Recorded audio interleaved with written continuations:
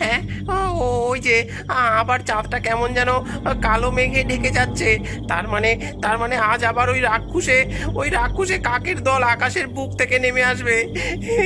হায় রে খোকা, আমাদের বাড়ির আশেপাশে তো এই রাতে কাউকে পাবো না। হে ঈশ্বর, আর কতদিন আমরা এভাবে নিজেদের বাচ্চাদের হারাবার ভয় দিন গুনবো। জানলার সামনে দাঁড়িয়ে পাঁচু ওর ছোট্ট শিশুটিকে বুকে জড়িয়ে এগুলো ভাবছিল। আর ঠিক সেই সময় ওই ঘরের দরজা খুলে একটা বিশাল ডানাওয়ালা রাক্ষসে কাক ভেতরে প্রবেশ করলো। হ্যাঁ, কে কে তুমি? আমাদের দিকে এভাবে এগোবে না। দাঁড়াও দাঁড়াও বলছি। কাকটার চোখ দুটো যেন একেবারে আগুনের মতো জ্বলছে, আর রক্তমাখা জিভটা মুখ পর্যন্ত ঝুলছে। তার মানুষের মতো হাত পা থাকলেও নখগুলো যেন পিশাচের মতো বীভৎস আর ভয়ানক রকমের দেখতে, এবং ঠোঁটটিও অসম্ভব ছুঁচল। যদি নিজের ভালো চাস তবে এই বাচ্চাটা আমার হাতে তুলে দে। না, এ আমার ছেলে, ওকে আমি কিছুতেই আমার কোল ছাড়া করবো না। চলে যাও তুমি। বাঁচাও, কে আছো, বাঁচাও। ওকে আমার রাজ্যে নিয়ে যেতে হবে, দিয়ে দে। ও আজ থেকে আমাদের একজন হয়ে উঠবে। না না, বাঁচাও, কে আছো, কে আছো, দয়া করে বাঁচাও। আমার ছেলেকে নিয়ে যাচ্ছে, বাঁচাও। পাঁচু চিৎকার শুনে আশেপাশে সকলেই কেঁপে উঠল, কিন্তু কেউ নিজের ঘর থেকে বাইরে বেরোনোর সাহস করতে পারলো না। এদিকে সেই কাকরূপী রাক্ষস তার বড় বড় নখ দিয়ে পাঁচুকে আঁচড়াতে আঁচড়াতে তার শরীর রক্তাক্ত করে তুলল। গরম রক্ত, এই তরতাজা রক্ত খাবো বলেই তো আমি প্রতি রাতে আসি। ছাড়ো ছাড়ো। এই দিলাম আমার দাঁত বসিয়ে, এবার দেখি কিভাবে তুই বেঁচে থাকিস। পাঁচু একটা সময় ছটফট করতে করতে প্রাণ হারায়, আর সেই কাক ওর বাচ্চাকে চুরি করে সেখান থেকে চলে যায়। সেই গ্রামেরই পশ্চিম প্রান্তে বাস করত এক থুরথুরে ডাইনি। উফ, দিন দিন আমার চুলগুলো একেবারে উস্কো খুস্কো হয়ে যাচ্ছে। চোখগুলো আগে কত গাঢ় বাদামি রঙের ছিল, এখন তো সেটাও ধূসর হয়ে যাচ্ছে। যাক, এখন তো রাতের খাবারের সময় হয়ে গেছে, সময় মতো নিজের যত্ন নিতে হবে। কিন্তু আজ আমি কি খাই? এক কাজ করি, আমার জাদুমণি বলের সামনে গিয়ে জিজ্ঞেস করে আসি।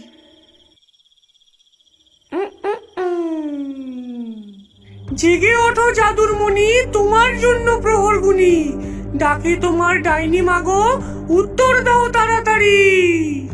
ডাইনির মন্ত্রোচ্চারণ শেষ হতেই জাদুমণি থেকে একটি সুন্দর গোলাপি জ্যোতি ঘরময় ছিটকে পড়ল, আর সেখান থেকে আওয়াজ এলো, অনেক কাল ঘুমিয়েছিলাম, চুপ, জাগালে কেন? বলো সঠিক রূপ, তোমার ইচ্ছে বলো আমার কানে, মন্ত্রে পূর্ণ হবে তা অজ্ঞানে। আমার খুব খিদে পেয়েছে, কিন্তু রোজ রোজ এমন লোকের বাড়ি গিয়ে চুরি করে কিছু নিয়ে আসাটা খুব বিপজ্জনক হয়ে যাচ্ছে। তাছাড়া সব খাবার আমি এখন হজম করতে পারি না। তুমি বলো, আজ রাতে আমার কার বাড়ি থেকে কি চুরি করে খাওয়া উচিত? গত পরশু গিয়েছিলে ময়রার বাড়ি, শুনেছি খেয়েছো সেখানে ছানার বড়ি। গতকাল খেলে তুমি কচি পাঠার ঝোল, আজ তবে ভোলার খামারে লাগাও গন্ডগোল। হ্যাঁ হ্যাঁ, ঠিক। ভাবলেই তো জিভে জল চলে আসছে। ওর মুরগিগুলো যা নাদুস নুদুস হয়েছে না, তাতে একটা ধরলেই আগামীকাল সকাল পর্যন্ত আর খিদে পাবে না। এই কথা বলে ডাইনি ওর হাতের একখানা জাদুর লাঠি নিয়ে ম্যাজিক করে ভোলার খামারে গিয়ে উপস্থিত হলো। চুরি করে কিছু খাবার মজাই আলাদা। ওই তো আজকে ওই নাদুস নুদুস মোরগটাই জবাই করি। কাঁচা মাংস খেলেও একটু স্বাদ বদল হবে।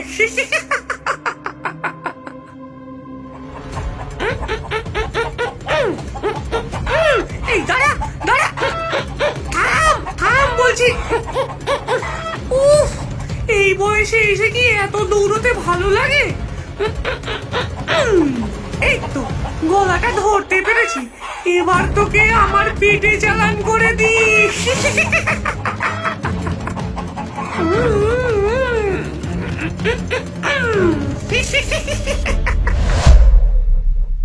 ডাইনি মোরগটা খেয়ে পালিয়ে যাওয়ার পরে খামারে পশু পাখিদের চিৎকারে ভোলার ঘুম ভাঙে। তারপর সে ঘর থেকে বেরিয়ে নিজের খামারের দরজা খুলতেই একেবারে অবাক হয়ে যায়। হ্যাঁ, আমার কি সর্বনাশ হলো গো! ডিম ফুটিয়ে বাচ্চা করে প্রতিদিন যত্ন নিয়ে মোরগটাকে কত বড় করলাম, আর আর আজ চারিদিকে ও রক্ত পালক হাড় ছড়িয়ে পড়ে রয়েছে। না, এর একটা বিহিত করতেই হবে। নিশ্চয়ই ওই ডাইনির কাজ। ও ও আজ পর্যন্ত যাদের বাড়ির থেকে মুরগি হাঁস সবকিছু চুরি করে খেয়েছে, আমরা সবাই মিলে একত্রিত হয়ে ওই ওই ডাইনিকে শায়েস্তা করবো। হ্যাঁ। পরদিন সকাল হতেই ডাইনির বাড়ির বাইরে অনেক লোকজনের সমাবেশ দেখা গেল। তারা কেউ চিৎকার করছে, কেউ ডাইনির দরজায় ইট ছুটছে, কেউ আবার কান্নাকাটি করছে। এই এই ডাইনি ডাইনি বেরিয়ে আয় বলছি। আর আমাদের হাঁস মুরগি চুরি করে বহুদিন খেয়েছিস তুই, বেরিয়ে আয়, তোকে শাস্তি দেবো আমরা। আগে তো হাঁস মুরগি চুরি করতো, এখন আমাদের ছোট ছোট শিশুদেরকেও সে তুলে নিয়ে যাচ্ছে। বেরিয়ে আয় বলছি, তোকে আমরা শাস্তি দেবো। কি হলো? আজ এত সকালে আমার ঘরের বাইরে কে এত চিৎকার করছে? এই, তোদের কি চাই? এই ডাইনি বুড়ি, বেরিয়ে আয় বলছি, বেরিয়ে আয়। ও মাগো, কত মানুষের পো! বলি, আমার কাছে কি চাই তোদের? এই গ্রামের সকল ছেলে মেয়েদের ফিরিয়ে দে তুই। হ্যাঁ, আমি আবার কার ঘরের বাচ্চা চুরি করলাম যে ফেরত দেওয়ার প্রশ্ন উঠছে? দেখো ডাইনি বুড়ি, আমরা সবাই জানি যে এই গ্রামে একমাত্র তোমারই চুরির স্বভাব আছে, কিন্তু দয়া করে এভাবে আমাদের বাচ্চাদের তোমার পোষা ওই কাক পাঠিয়ে চুরি করে নিও না। এই থামো বাবু, থামো। আমার তো কোনো পোষা প্রাণীই নেই, আর আমি যে বুড়ি হয়ে গেছি এখন, গ্রামের ছোটখাটো হাঁস মুরগি চুরি করে খাই। যদিও অমন কচি কচি বাচ্চা খেতে পেলে ভালোই হতো, কিন্তু আমারও যে মায়া দয়া আছে, আমি কি অমন ছোট ছোট বাচ্চাদেরকে খেতে পারি? হ্যাঁ, তাই তো। ডাইনি তো এই কুড়ে ঘরে একাই থাকে, ওর তো কোনো পোষা জন্তু নেই। তাহলে বাচ্চা চুরি করে নিয়ে পালানোটাকে? হ্যাঁ, তুমি ভুল করছো। ওই ডাইনি সব জানে, এটা ওই ডাইনিরই চালাকি। না দাদা, আমি নিজের চোখে দেখেছি। একটা বিশাল রাক্ষসে কাক এসে আমার পাশ থেকে আমার মেয়েকে জোর করে তুলে নিয়ে গেছিল। আমি আটকাতে গেছিলাম, কিন্তু ততক্ষণে ওর ডানা ঝাপটে উড়ে গেছে। আর মতির ছেলেকেও বোধহয় চুরি করতে গিয়েছিল। তারপর মতি মাঝখানে বাধা দিয়েছিল বলে ওর গলায় দুটো দাঁত বসিয়ে ওর রক্ত খেয়ে ওকে মেরে ফেলেছে। সকালবেলা আমরা যখন ওর দেহটা পাই, তখন সারা শরীরে একটা নীলচে ভাব হয়ে গিয়েছিল। ওই রাক্ষসে কাক হয়তো অন্য কোনো জায়গা থেকে এসেছিল। যদি এটাই সত্যি হয়, তবে ওই রাক্ষসে শক্তির সাথে লড়াই করা মানুষের তো কম্য নয়। ওর ক্ষমতার সাথে সমান তালে লড়াই করতে একমাত্র এই ডাইনি বুড়ি পারবে। আর যদি এর অন্যথা হয়, তাহলে আমরা ধরে নেব যে ওই কাকগুলোকে এই ডাইনি বুড়ি পাঠিয়েছিল।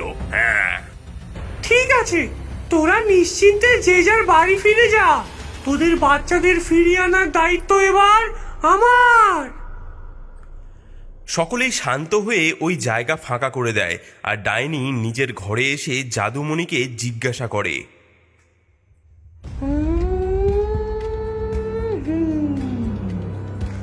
জেগে ওঠো জাদুর মণি, তোমার জন্য প্রহর গুনি। ডাকে তোমার ডাইনি মাগো, উত্তর দাও তাড়াতাড়ি।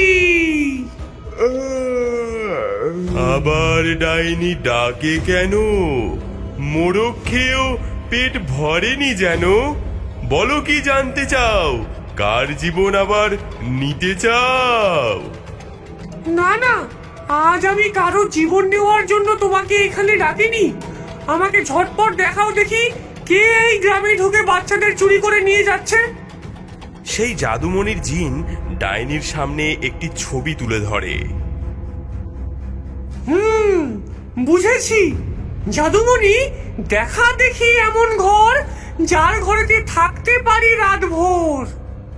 এই দেখো, আজ গায়ের মোড়লের বাড়িতে ওই বদ্রাক্ষস নিজে আসবে এবং মোড়লের মেয়েকে চুরি করে নিয়ে যাবে। ধন্যবাদ জাদুমণি, আমি তবে আসি। হি হা! জায়গা বদল করো খুকি, সোনার পালঙ্ক ছাড়ো, বাঁচতে চাইলে এবার তুমি আমার কাছে এসে পড়ো। ডাইনি মোড়লের মেয়েকে নিজের ভৌতিক শক্তির সাহায্যে নিজের ঘরে এনে লুকিয়ে রাখে। আহারে, এখানে শুয়ে থাকো। ওম রিং রিং সমাই ঘর গৃহস্থ ভবাই ওম ফট হা! এই চিরসবুজ জ্যোতি দিয়ে আমি আমার গৃহবন্ধন করে গেলাম। কেউ জানতে পারবে না আজ রাতে তোমার বদলে ওই বদ্রাক্ষস আমাকে নিয়ে যাবে।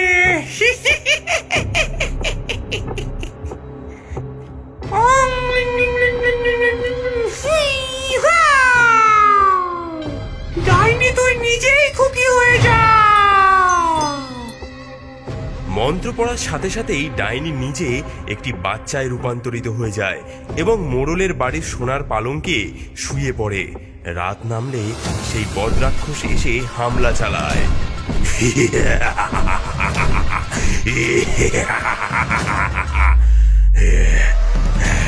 কোথায় তোর বাচ্চা? নিয়ে আয় আমার কাছে। না, এ হতে পারে না। আমি এই গায়ের মোড়ল, আমি কিছুতেই আমার কন্যাকে নিয়ে যেতে দেব না।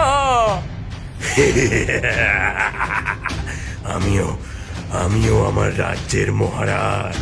তোর তো আনন্দিত হওয়া উচিত। এই প্রথম আমি নিজে কাউকে নিতে এসেছি। এ তো তোর কন্যার সৌভাগ্য। না, ছেড়ে দাও, ছেড়ে দাও। অমন ছোট দুধের শিশুদের নিয়ে তোমরা কি করবে? আমাদের প্রজাবল বাড়াতে ওদের কাজে লাগবে।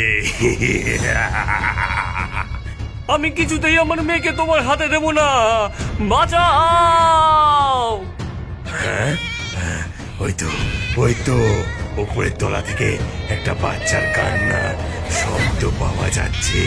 তার মানে নিজের মেয়েকে বদ্ধ কুঠুরিতে আটকে রেখেছিলি। কি ভেবেছিলি আমার হাত থেকে বাঁচানোর জন্য এটুকু প্রচেষ্টা সফল হবে? হ্যাঁ, কখনো না। সেই বদ্রাক্ষস সঙ্গে সঙ্গে ডানা ঝাপটে ঘর থেকে বাইরে বেরিয়ে আসে আর নিজের জাদুবল কাজে লাগিয়ে সেই দোতলার তালা বন্ধ করা ঘরের দরজা খুলে ভেতরে ঢুকে পড়ে। হ্যাঁ, এই তো সেই মায়াবী শিশু। এর রক্ত পেলেই তো আমার অভিযান সফল হবে। আমার বাচ্চাকে আমার কাছে দাও, চলে যাও, নয়তো আমি গায়ের লোক জড়ো করব। মোড়লের সাহস দেখে বদ্রাক্ষস রেগে গিয়ে মোড়লের বুকের উপর নিজের নখ চালিয়ে দেয়। হে ঈশ্বর, আমার কন্যাকে রক্ষা করো। আমার সাথে এভাবে কথা বলার দুঃসাহস কারণে। এরপর বদ্রাক্ষস মোড়লকে একটা সজোরে ধাক্কা দিয়ে মেঝেতে ফেলে দেয় আর কন্যারূপী ডাইনিকে নিয়ে আকাশপথে যাত্রা করে নিজেদের রাজ্যে ফিরে আসে। ওই তো মহারাজ জয়ী হয়ে ফিরে এসেছেন। সবাই কোথায় আছো? তাড়াতাড়ি হাড়ের মালা নিয়ে এসো। রক্ত তিলক দিয়ে মহারাজাকে বরণ করে নিতে হবে। সব কাকেরা ছুটে এসে মহোৎসব শুরু করে দেয়। আমি তো খুব সহজেই এই মায়াবী মেয়েকে অধিকার করে ফেললাম, কিন্তু তোমাদের একে সব সময় নজরবন্দি করে রাখতে হবে। এই নাও, ধরো। যথাজ্ঞা মহারাজ। এবার আমি একটি বিশেষ কাজে বসবো, কিন্তু তোমাদের কাজ কত দূর? সুসংবাদ আছে মহারাজ, ধীরে ধীরে আপনার দুটি ঘোড়াই পূর্ণ হয়ে উঠেছে। ধীরে সুস্থে কাজ করলে চলবে না। আমাদের হাতে আর মাত্র 3 দিন সময় রয়েছে। আগত অমাবস্যার রাতই আমরা ওই মনুষ্য লোকের পৃথিবী দখল করব। সেই বিশেষ দিনে এই মায়াবী মেয়ের রক্ত ওই পৃথিবীর মাটিতে মাখিয়ে দিলেই আমাদের বংশ ওখানে থাকার উপযোগী হবে।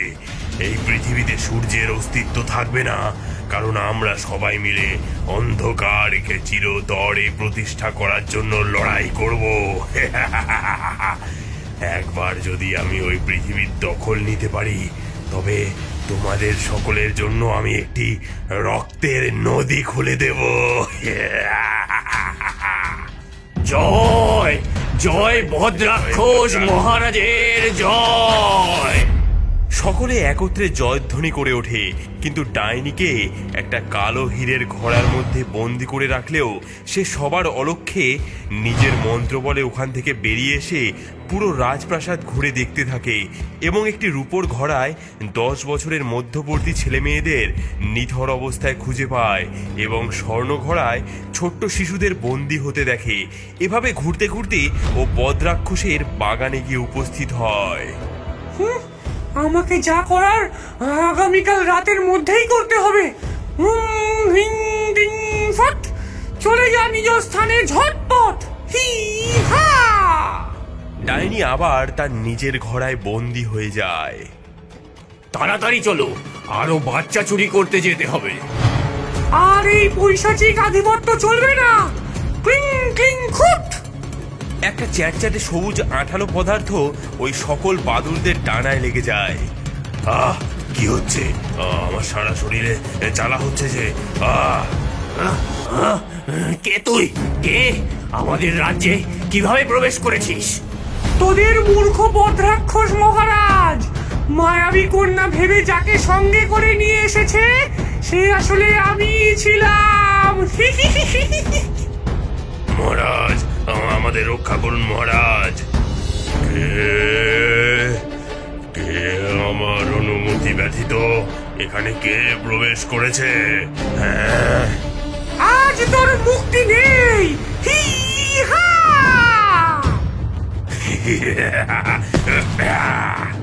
এসবে আমার কিচ্ছু হবে না, কিন্তু এই নে ফুসফিট পং কুটুম থা হি হা। একটা কালো জ্যোতি ডাইনিকে চারিদিক দিয়ে ঘিরে ফেলে। কি? আমার কষ্ট হচ্ছে। তবে রে এই নে হুম হুম হা।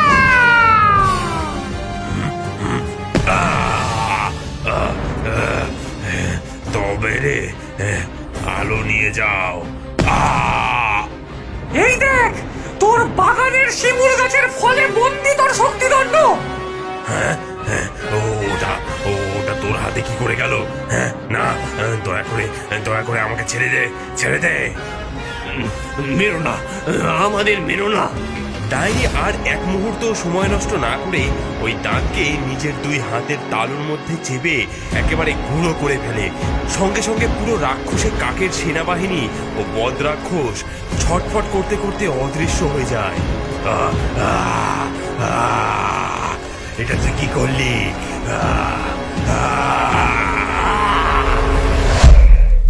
এবার আমারও ফেরার পালা। জেগে ওঠো সোনার কমল, চোখ মেলে চাও, মা বাবার বুকে তোমরা আবার ফিরে যাও। হি হা। ডাইনি সব বাচ্চাদের ঘুম ভাঙিয়ে ওদের একটা বলয়ের মধ্যে করে মানুষের পৃথিবীতে নিয়ে আসে। সে নিচে এসে দেখে গ্রামের সবাই ডাইনির জন্য ফুলের মালা, ডিম, মাছ এই সব কিছু নিয়ে উপস্থিত হয়ে আছে। এই তো ডাইনি ফিরে এসেছে। হ্যাঁ, ডাইনি ফিরে এসেছে। সবাই ডাইনিকে ফুলের মালা পরাও। আমার বাচ্চাকে ফিরিয়ে দাও ডাইনি, দাও। যাও বাছা, সকলে নিজের বাড়িতে ফিরে যাও। এই নাও, এই সব কিছু তোমার জন্য। তোমার ঋণ আমরা কোনোদিনও শোধ করতে পারবো না। এই নাও, এই সবাই বলো, ডাইনি তুমি যুগ যুগ জিও। ডাইনি যুগ যুগ দিও, ডাইনি যুগ যুগ দিও। তুমি আমাদের সুপার হিরো। Super hero.